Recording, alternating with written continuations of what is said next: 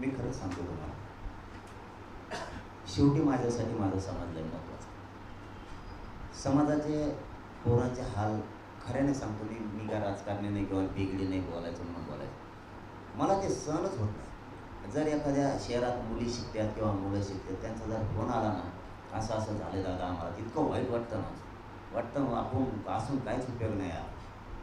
आपण मराठा स्वतःला म्हणून घेतो, काहीच उपयोग नाही. आपण त्या पोरांना ॲडमिशनला अडचण यायला लागली, नोकरी ते टक्के म्हटलं, त्याला हॉस्टेलच मिळालं नाही, त्याला इंजिनिअरिंगला ॲडमिशन मिळालं नाही, त्याला MBBSलाच ॲडमिशन मिळालं नाही. हे खूप इतकं मनाला लागतं ना, की आपल्या जातीनं नेमकं काय पाप केलं बा असं, की त्याला साधं आरक्षण नसल्यामुळे त्याला इतके हाल भोगायला लागते. गोरगरिबांचे आईबाप कष्ट करून पोरं शिकवते आणि ते लेकराचे इतके हाल होते. मला इतकं वाईट वाटतं, म्हणून मी माझ्या शरीराची चिंताच नाही करत. वाटतंय आपण मरू दे, मेलं तरी हरकत नाही.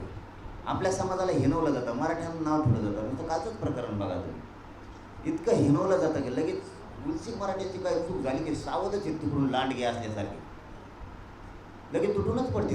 एक चूक गुलसिक झाली, आमच्यातून एखादा फुटला बी लगेच त्याला त्याच्या बाजूने घेतात. आमच्याकडून एखादा नसला तरी त्याला घुसवायला लावतात.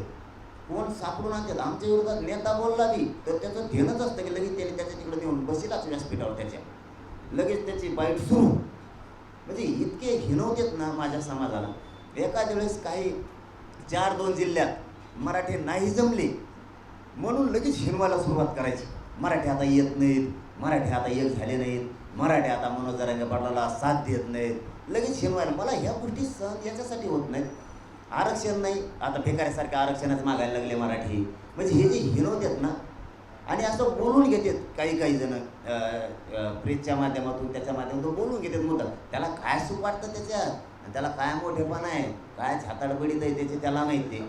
त्याला त्याच्यात त्याची काय मर्दानगी दिसते हेही कळत नाही. परंतु याचमुळं खरं मी माझ्या शरीराचा विचार नाही करत. वाटतंय आपल्या जीवात जीव आहे ना, मरणाच्या शेवटच्या घटका मोजायचा पण मराठ्याला न्याय द्यायचा. वेळ काही असू दे, शरीरावर असू दे किंवा समाजावर असू दे, आपण मात्र लढायचं. लोक 10 असू दे नाही तर 10 लाख असू दे, हटायचं. आणि तो पण माझा पक्का आहे. बाकीच्यांनी विडा उचलला आहे, मराठ्यांचा अपमान करायचा, मराठ्यांना हिनवायचं, मराठा संपला पाहिजे. मी विडाच उचलला आहे, मराठ्याला मोठंच करून दाखवणार. गोरगरिबाला आरक्षण दिल्याशिवाय मी हटत. चल बस, धन्यवाद.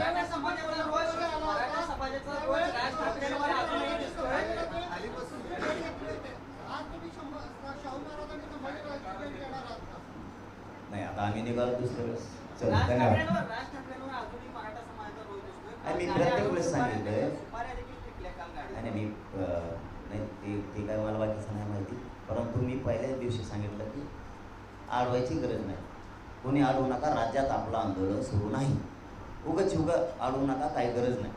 मराठ्यांनी अडवायचं ठरवलं, जाब विचारायचं जर ठरवलं तर मुंबईत जाऊन मराठा यांच्या गचुऱ्यात धरून जाब विचारू शकतो. एवढी क्षमता मराठ्याची आणि ते तुम्हाला दिसल. आता बऱ्याच जणाला मराठ्यांची ताकद कमी झाली का काय, मराठ्यांना पाठिंबा आहे का नाही काय, ते मुंबईत बी जाणार आहेत. आम्ही तिथं बी ये म्हणा, तुला दाखवतो तिथं मुंबईतसुद्धा किती मराठी. चल धन्यवाद.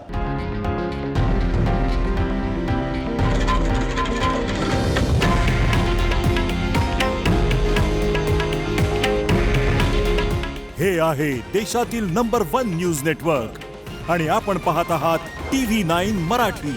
काळजी तुमची, हित महाराष्ट्राचं.